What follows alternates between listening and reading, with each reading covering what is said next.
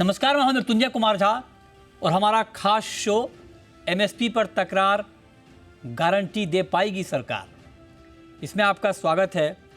और एमएसपी के को लेकर बहुत ज़्यादा चर्चा हो रही है और किसान लगातार इस बात की डिमांड कर रहे हैं कि एमएसपी की कानूनी गारंटी मिले और जो एमएस स्वामीनाथन की सिफारिश थी, जो रिपोर्ट थी, उसको लागू किया जाए। मतलब एमएसपी का जो C2 वाला फार्मूला है उसको इम्प्लीमेंट किया जाए। C2 फार्मूला क्या है, इस पर हम डिटेल में आगे बात करेंगे, लेकिन मोटा मोटी आप समझिए कि लागत का 50% ज़्यादा किसानों को मिले, इसकी डिमांड लगातार किसानों की तरफ से हो रही है। लेकिन सवाल यह है कि क्या एमएसपी की कानूनी गारंटी देना संभव है सरकार के लिए, किसी भी सरकार के लिए? ग्राउंड पर क्या दिक्कतें आएंगी कानूनी गारंटी देने में, और किसान आखिर कानूनी गारंटी क्यों चाह रहे हैं? अभी क्या दिक्कत हो रही है एमएसपी को लेकर, और किसानों को उनकी उपज का अच्छा भाव मिले, बेहतर भाव मिले, इसके लिए कौन सा फार्मूला ज़्यादा कारगर साबित होगा? क्या उसके लिए ज़रूरी है कि अब एमएसपी को कानूनी अमली जमा पहना दिया जाए, या कुछ और भी तरीके हो सकते हैं? इसी पर हम डिटेल में बात करेंगे। और बातचीत के लिए हमारे साथ मेहमानों का एक बड़ा पैनल इस वक्त जुड़ रहा है। सबसे पहले आपको अपने मेहमानों से परिचय करा दें। हमारे साथ जुड़ रहे हैं SC गर्ग साहब, जो कि फॉर्मर फाइनेंस सेक्रेटरी हैं। हमारे साथ जुड़ रहे हैं अतुल चतुर्वेदी, जो कि चेयरमैन हैं एशियन पाम ऑयल अलायंस के। हमारे साथ जुड़ रहे हैं KB चौधरी साहब, भारतीय किसान संघ के हैं और MSP कमेटी के मेंबर भी हैं। और हमारे साथ सिराज हुसैन साहब हैं, फार्मर एग्रीकल्चर सेक्रेटरी। आप सभी का बहुत बहुत स्वागत है। और गर्ग साहब, मेरा पहला सवाल, जो हमारे जो शो की थीम है कि एमएसपी पर तकरार, क्या कानूनी गारंटी दे पाएगी सरकार? अगर मैं आपसे यही सवाल पूछूं कि क्या एमएसपी की कानूनी गारंटी मुमकिन है, तो आपका जवाब क्या होगा सर?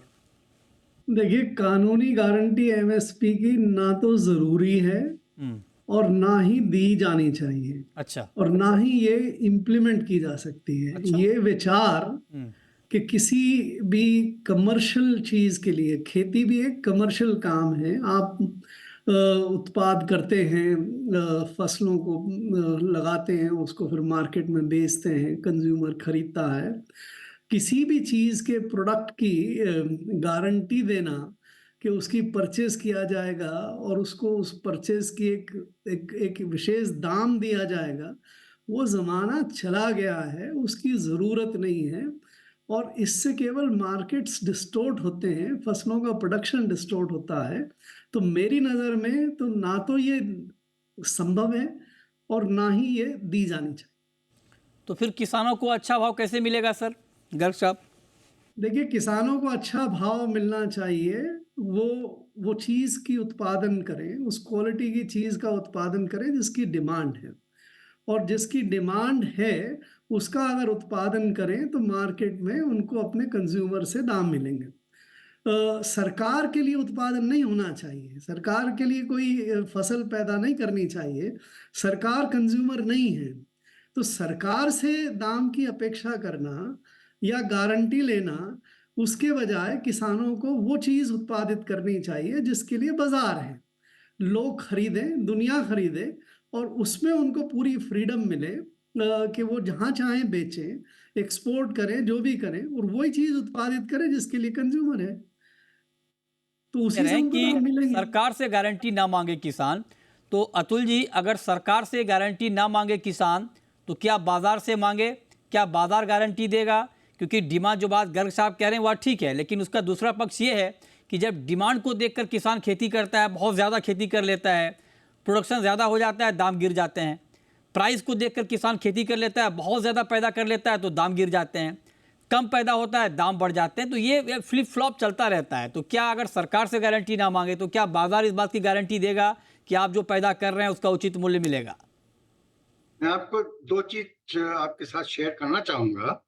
जो गर्ग साहब ने जितनी भी बात बोली, मैं 100% उनकी सब बातों से पूरा सहमत हूँ। आज देखिए, पिछले मेरे ख्याल से 20, 25 या 30, 3 या 4 दशकों से पंजाब और हरियाणा को पूरा माल MSP पे बिकता था। उनका गेहूं या चावल कुछ भी आप ले लीजिए, तो बगैर लीगल गारंटीज के भी उनका सब माल MSP पे बिकता था।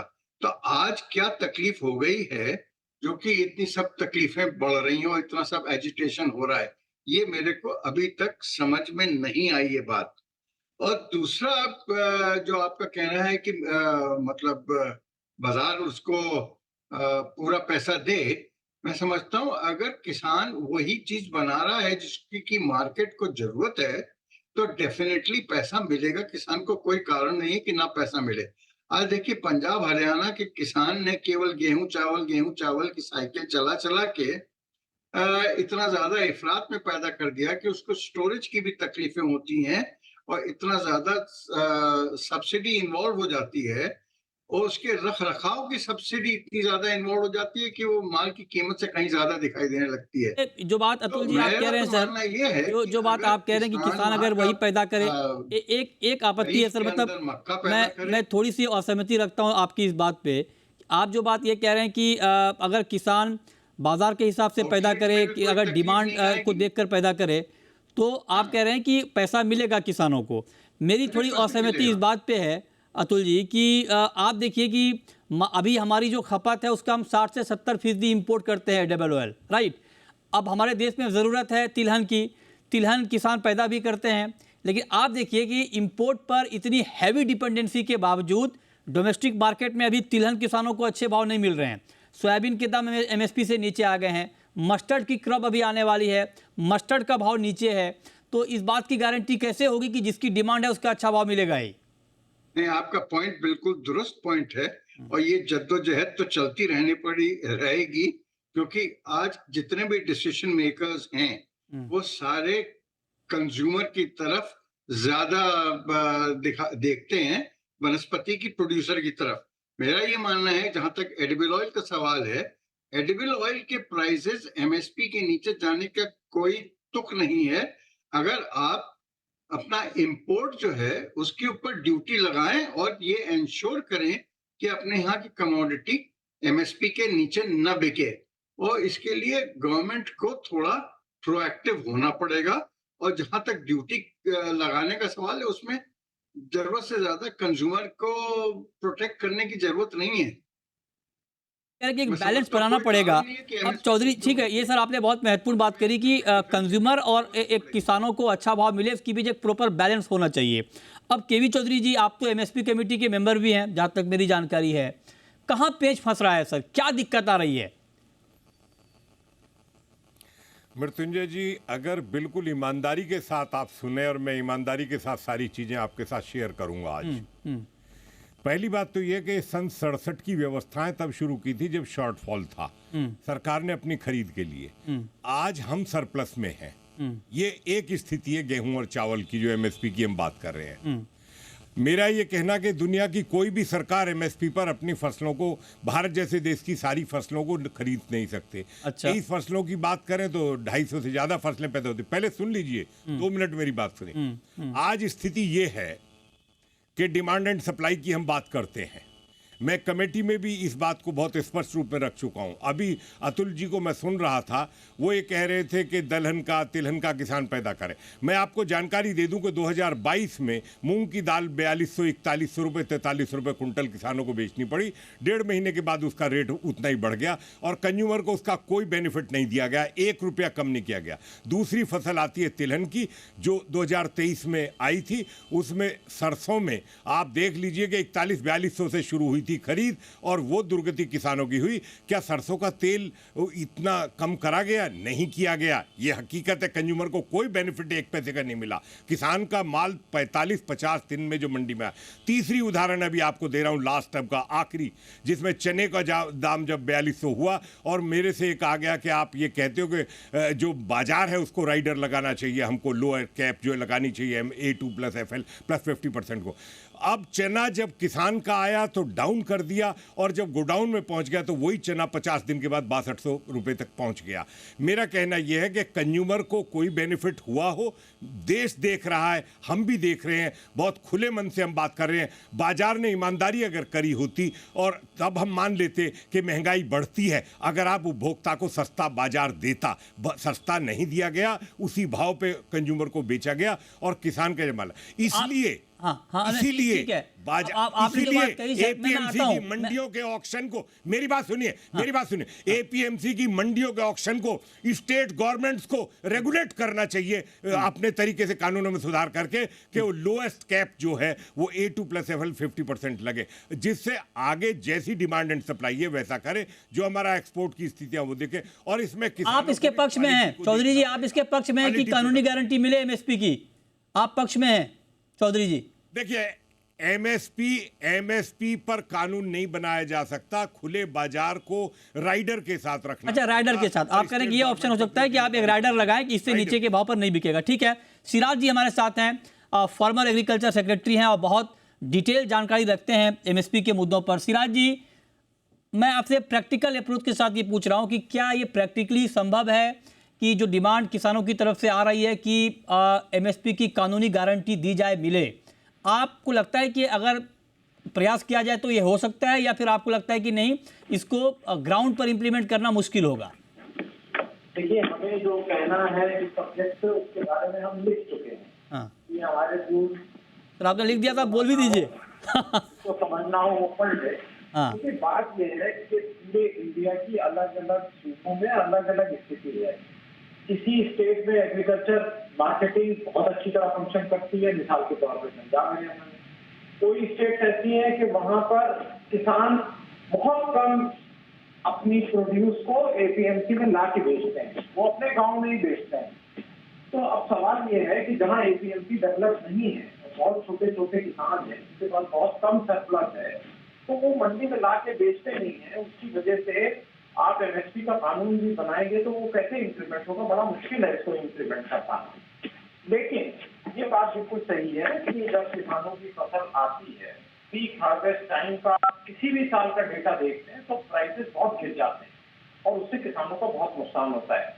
देखिए, एक बात तो किसानों के इस आंदोलन को क्रेडिट देना ही होगा कि उसने सारे इमोशनल मुद्दों से ध्यान हटा के इकोनॉमिक मुद्दों की तरफ ला दिया है। और मैं एक सवाल आपकी तरफ से पूछ रहा हूं फाइनेंस सेक्रेटरी से, वो ये बताएं, मेरे दोस्त हैं घर साहब, कि कितने % फूड इन्फ्लेशन गवर्नमेंट को एक्सेप्टेबल है? पहले ये डिसाइड कर ले तो फिर एग्रीकल्चर पॉलिसी बन सकती है। क्या कहेंगे गर्ग साहब आप? सर, आपसे सवाल पूछा है सिराज जी ने। देखिए, गवर्नमेंट बड़ी सेंसिटिव रहती है फूड इन्फ्लेशन के लिए, और उसी में ही एक्चुअली सबसे ज़्यादा नुकसान किसानों का होता है। आप गेहूं थोड़े से दाम बढ़ने लगे, इंटरनेशनल मार्केट में हमें पैसा मिलने लगा, किसान का गेहूं का एक्सपोर्ट बंद कर दिया, राइस का एक्सपोर्ट बंद कर दिया, इंपोर्ट एडिबल ऑयल्स का, पल्सेस का ड्यूटी हटा के इंपोर्ट करना शुरू कर दिया ताकि यहाँ पे दाम गिर जाएं। प्याज पे हम देखते हैं, आज नहीं हमेशा देखते हैं, जैसे ही थोड़ी सी दाम बढ़ने लगती है एक्सपोर्ट पे बंधन लगा देते हैं। सो कंज्यूमर को सरकार प्रेफर करती है, और फूड इन्फ्लेशन का ये साइकोलॉजिकल एक बन गया है पिछले 40-50 साल से, जब से वो प्याज पे एक सरकार हारी थी, जनता गवर्नमेंट, तब से ये एक तरह से भूत बन गया है कि भाई एग्रीकल्चर प्रोडक्ट्स के दाम को बढ़ने नहीं देना चाहिए, और उन चीज़ों के दाम नहीं बढ़ने देना चाहिए जिनमें मार्केट ठीक से नहीं है। भले ही हमारे पास सरप्लस हो, प्याज में हम सरप्लस हैं, कंसिस्टेंटली हर साल ज़्यादा प्याज पैदा करते हैं, लेकिन बीच बीच में जो थोड़ा बहुत समय आ जाता है जिसमें डिमांड सप्लाई ख़राब हो जाती है, तो उसके लिए हम ये करते हैं। तो फूड इन्फ्लेशन के बारे में सरकार की सेंसिटिविटी है, उससे बाहर निकलने की ज़रूरत है। अब अगर आप थोड़ा और पीछे जाएं तो 1965-66 में जब देश में एमएसपी का सिस्टम लाया गया था, उससे पहले हमारे यहाँ पे नहीं था एमएसपी का सिस्टम। उस समय सोच ये था कि भाई हिंदुस्तान में स्पेशली जो सीरियल्स हैं वो बहुत कम पैदा होते थे हमारी डिमांड के मुकाबले। वो दिन हिंदुस्तान देखता था जब शास्त्री जी ये कहते थे भाई एक टाइम खाना खा लीजिए ताकि सब लोग कुछ तो खाने। वो ज़माना था, उसमें एक फॉर्मूला आया, नई नई रिसर्च हुई थी उस समय कि भाई आप सीरियल्स को, गेहूं चावल को ज़्यादा बेहतर पैदा कर सकते हैं अगर आप ये हाई यील्डिंग वैरायटीज़ को, कमर्शियल फर्टिलाइजर्स और इस चीज़ को इस्तेमाल करें और किसानों को एक दाम मिल जाए मिनिमम, तो किसान उस चीज़ पे चला जाएगा। और वो हुआ। लेकिन वो स्थिति जैसे हमारे एक और सहयोगी कह रहे थे कि उस समय डेफिसिट की शॉर्टेज की सिचुएशन थी। आज ज़्यादातर सीरियल्स में सरप्लस की सिचुएशन है। सरप्लस की सिचुएशन में एमएसपी बिल्कुल वाहियात है, उसकी कोई ज़रूरत नहीं। मार्केट बहुत अच्छी तरह से काम कर सकते हैं। मैं आपको उदाहरण दूँ, जैसे मिल्क में है। आज मिल्क का प्रोडक्शन, जो मिल्क की वैल्यू है वो हमारी गेहूं की और चावल की सीरियल्स की वैल्यू से ज़्यादा है मिल्क का मार्केट। लेकिन मिल्क के मार्केट में तो कोई एमएसपी का सिस्टम नहीं है, पूरा कमर्शियल सिस्टम काम करता है, राइट? तो ये आज हमें इससे बाहर निकलना पड़ेगा, इस एमएसपी सिस्टम को एक नया ग्रांड बार्गेन टाइप किसानों के साथ आपकी करना बात ठीक होगा। है सर, लेकिन अगर मिल्क से हम कंपेयर करें गेहूं को या चावल को या बाकी कमोडिटी को, तो मैं इस पर बात करूंगा ब्रेक के बाद। लेकिन क्या है, क्योंकि आप देखिए मिल्क के प्राइस पे उतना फ्लक्चुएशन नहीं होता है। कभी ऐसा नहीं होता कि मिल्क के दाम 10 रुपये किलो अचानक बढ़ गए, 10 रुपये किलो अचानक घट गए। लेकिन गेहूं में ऐसा होता है, चावल में ऐसा होता है, बाकी कमोडिटीज़ में ऐसा होता है, तिलहन में होता है, दलहन में होता है। तो सवाल यह है कि अगर आप लोग सब ये बात कह रहे हैं कि एमएसपी की कानूनी गारंटी मुमकिन नहीं है, तो ऐसी कौन सी गारंटी हो जिससे किसान इस बात को लेकर आश्वस्त रहें कि जो खेती वो कर रहे हैं उसका उनको अच्छा भाव मिलेगा? इसको लेकर क्या फार्मूला होना चाहिए? इस पर बात ब्रेक के बाद। आप बने रहिए हमारे साथ।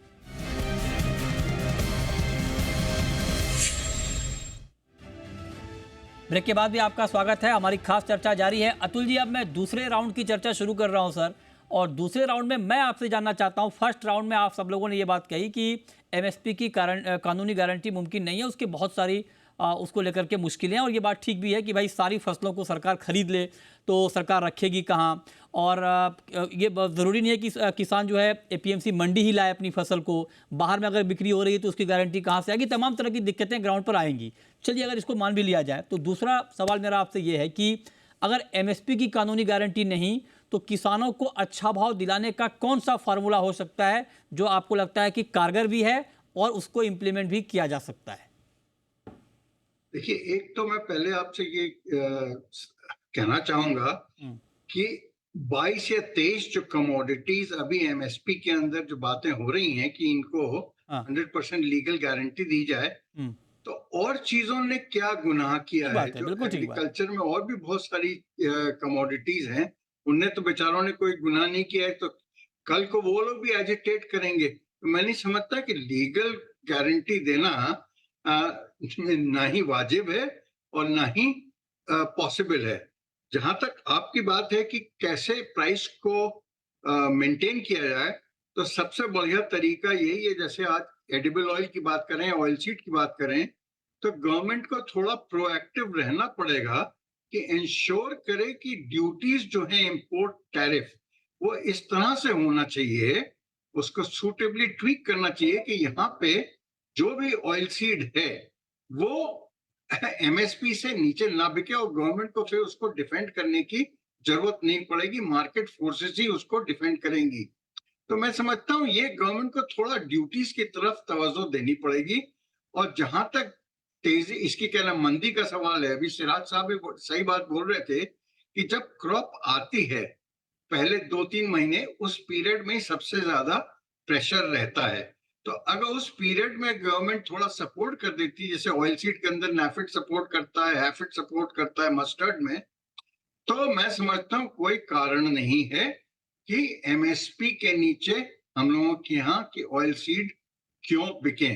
कि मार्केट का मैकेनिज्म ऐसा बनाया जाए कि जब अराइवल का प्रेशर हो तो सरकार उस समय एक्टिव रहे और ताकि भाव ज़्यादा गिर ना पाए। ठीक है, एक उपाय आपने ये बताया। सिराज जी, आपके हिसाब से सर क्या उपाय हो सकता है कि किसान इस बात को लेकर मान भी जाए, आश्वस्त भी हो जाए कि जो खेती वो कर रहे हैं एटलीस्ट उनको उसका ठीक भाव मिलेगा, कम भाव नहीं मिलेगा, एमएसपी से नीचे का भाव नहीं मिलेगा? देखिए, इस वक्त जो समस्या सामने है वो खास तौर से पंजाब और हरियाणा के किसानों की है, क्योंकि वो ये देख रहे हैं कि धान वो उगा रहे हैं, क्योंकि धान में और गेहूं में ही सिर्फ उनको फेयर प्राइस मिलता है। अगर वो और कोई चीज उगाएंगे तो उनको फेयर प्राइस नहीं मिलता है। हमने देखा है 3 साल पहले पंजाब में खरीफ में बहुत मक्का उगाया गया, मगर एमएसपी से तकरीबन 60% पे एमएसपी के 60% पे उनको अपना मक्का बेचना पड़ा। तो ये समस्या सबसे बड़ी वहां है। वो ये कहते हैं पंजाब और हरियाणा के किसान, और उनकी बात ठीक है कि हमारे लिए मजबूरी है डाइवर्सिफाई करना, धान को कम करना, लेकिन हम कम करेंगे, हमको किसी तरह दाम दिलाइए, कोई गारंटी हमको दीजिए। तो ये अब आपके सामने तो कमेटी के मेंबर हैं, वो 1.5 साल से कमेटी चल रही है, वो बताएं ना कि कमेटी ने क्या फैसला किया और क्यों नहीं वो लागू हो पा रहा है। चौधरी जी, कमेटी ने अब तक क्या सुझाव दिया है अच्छा भाव दिलाने का? चौधरी जी, कमेटी का सुझाव ये है कि कोऑपरेटिव सेक्टर को प्रोक्योरमेंट में पैक्स को पूरी तरीके से गोडाउन मैनेज करके अपना प्रोडक्शन बनाए, गोडाउन बना ले और उसमें एमएसपी पर खरीद में उनकी भागीदारी बढ़े। दूसरा है जो एफपीओज हैं वो उसमें खरीद में जो है भागीदारी बने और वो सीधे कंज्यूमर के साथ लिंकेज करें। अब आप सरकार ने आपने मक्का की बात की, सरकार ने 2 हाथ आगे बढ़कर मक्का को एमएसपी पर खरीद के लिए नेफेड और एनसीसीएफ की बात की, अरहर की बात की, मूंग की बात, उड़द की बात की, मसूर की बात की, साथ में कपास की बात भी की है। सरकार ने 5 ऐसी फसलें जो खपत है जिनकी, उसकी न्यूनतम समर्थन मूल्य पर कांटेक्ट करते हुए दोनों एजेंसीज करके करेंगे। देखिए, कांटेक्ट फार्मिंग में आना जरूर पड़ेगा और कोऑपरेटिव सेक्टर को प्रोक्योरमेंट में आना वक्त पड़ेगा। का मैं सर चौधरी जी माफी चाहूंगा, गर्ग साहब लास्ट क्वेश्चन सर, वक्त का मैं माफी चाहूंगा चौधरी जी, छोटा जवाब गर्ग साहब आपसे जानना चाहता हूं कि आपके हिसाब से क्या फार्मूला होना चाहिए सर? क्या कॉन्ट्रैक्ट फार्मिंग इसका सॉल्यूशन है?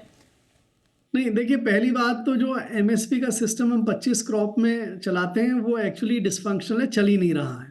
गेहूं चावल को छोड़ के बाकी में हम एमएसपी डिक्लेयर करते हैं, लेकिन उसमें प्रोक्योर नहीं करते तो वो एमएसपी होती नहीं है।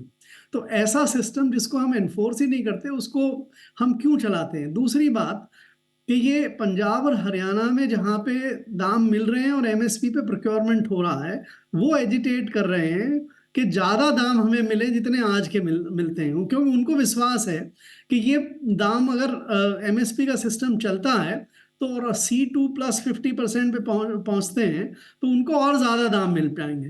तो वो केवल इसी लिमिटेड लड़ाई के लिए लड़ रहे हैं। होना क्या चाहिए, मैं तो पहले भी कह चुका हूँ, हमें एक्चुअली अब एमएसपी के सिस्टम से बाहर निकलना चाहिए और किस तरह से एग्रीकल्चर को मार्केट ओरिएंटेड बना सकते हैं उस पर सोच करना चाहिए और किसानों को किस तरह से पर हेक्टेयर हम कैश मदद दे दें ताकि उनकी जो आमदनी होती है एग्रीकल्चर से आज के दिन, वो आमदनी उनको मिलती जाए और उनको फ्रीडम मिले, वो चाहे उगाएं ना चाहे वो ना उगाएं, जो चाहे उगाएं, और उनकी प्रोटेक्शन जो है इनकम वो उनको सरकार की, जैसे ये 6,000 रुपये आज मिलता है, इसको अगर आप बढ़ा दीजिए और उतना कर दीजिए जिससे किसान को 1 हेक्टेयर से आज आमदनी मिलती है, तो उसके बाद उसकी ओवर एंड अबव हो और एमएसपी हटा दें। ठीक है, चलिए, तो अलग अलग सुझाव आ रहे हैं, मतलब हमारे सारे एक्सपर्ट लेकिन ये बात कह रहे हैं कि एमएसपी की कानूनी गारंटी ग्राउंड पर मुमकिन नहीं है और इसको लेकर बहुत ज़्यादा हो हल्ला नहीं होना चाहिए। और भी बहुत सारे विकल्प हैं जिसके जरिए किसानों को अच्छा भाव दिलाया जा सकता है। कोई भी फार्मूला हो, लेकिन हाँ, ये फार्मूला ज़रूर तय हो कि किसान जो उपज ला रहा है मंडियों में, जो खेती कर रहा है किसान, उनको उसका अच्छा भाव मिले। इस बात की गारंटी किसी न किसी तरीके से, चाहे वो एमएसपी के तौर पर ना भी हो लेकिन कोई और विकल्प भी हो, तो ये ज़रूर होना चाहिए। बहुत शुक्रिया गर्ग साहब आपका, चौधरी जी आपका, अतुल जी आपका और सिराज जी आपका हमारे साथ इस खास चर्चा में जुड़ने के लिए। तो फिलहाल इस शो में इतना ही। नमस्कार।